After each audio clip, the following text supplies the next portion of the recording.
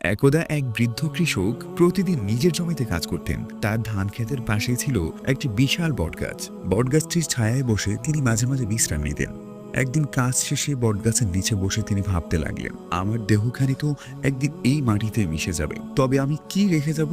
এই প্রশ্ন তাকে গভীর চিন্তায় ফেলে দিল।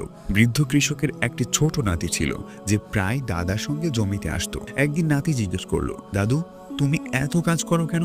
বিশ্রাম নাও না কেন? বৃদ্ধ খানিক হেসে বললেন, তাহলে শোনো বাবা, আমি মাটির ঋণ শোধ করছি। এই মাটি আমাকে শস্য দেয়, আমার জীবন বাঁচায়। একদিন আমার শরীরও এই মাটিতে মিশে যাবে, কিন্তু যদি ভালো কাজ রেখে যেতে পারি তবে এই মাটি আমায় মনে রাখবে। কৃষকের কথা শুনে নাতির মনে হলো, মানুষের দেহ হয়তো মাটিতে মিশে যায়, কিন্তু তার ভালো কাজ কখনো হারায় না। সেদিন থেকে নাতি প্রতিজ্ঞা করলো যে দাদার মতোই মানুষের উপকারে আসবে এবং প্রকৃতিকে ভালোবাসবে।